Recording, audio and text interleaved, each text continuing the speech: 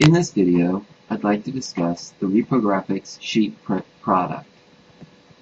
At first, we'll go through entering in an estimate using the product, and then we'll discuss some of the basic functionality. If we're in control within system, within a new estimate, once you've filled in the company and the description, under Reprographics, you'll come to the Reprographics sheet product.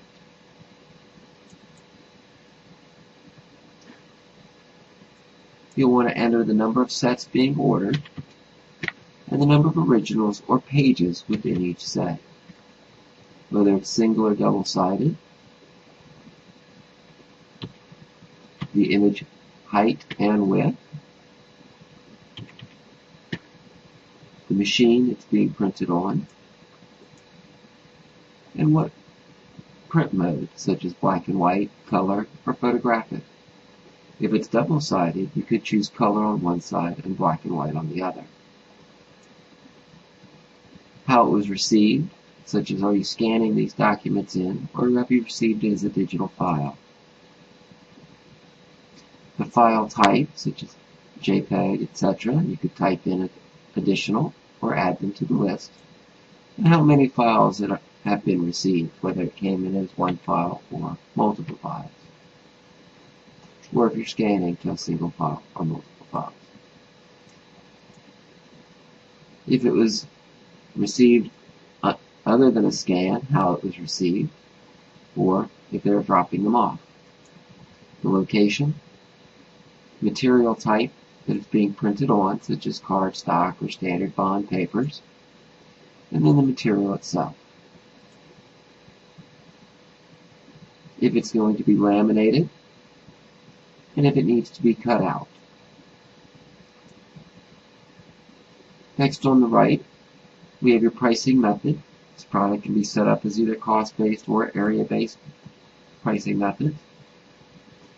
And then the number of scans, if this is being scanned in, what scanner is being used. And it may be built into the printer in some situations, and then you could use just the included printer. How many scans? There are 20 originals, and it assumes it will be scanned in the same mode that it's being printed, and a document identification number. If we needed to add any bindery, such as folding, you just choose the machine and then the type of folding being done. Same with the bindery and creasing and perforation. If you need to add any gaps or margins between images, do it on the layout data. The add-ons, for any additional add-ons that you'd like to use in modifiers, and preview the videos on modifiers or add-ons for more information. And the info is how it's being laid out. We're only fitting one image size per piece of material. So therefore, it's going to require 200 pages.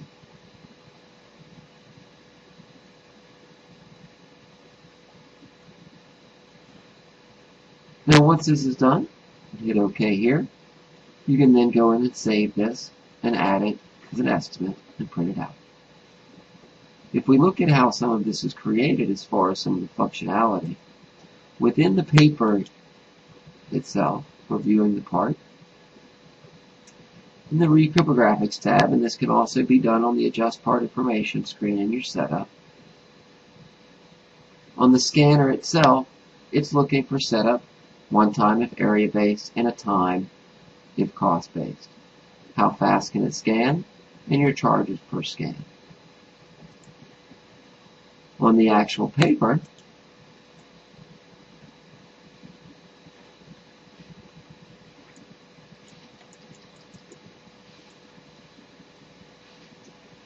you can either do cost-based, where you're just adding your costing, as well as you can add a table if you'd like, which breaks it up by quantity in different images and your price per page, or per impression, and then your substrate price per page.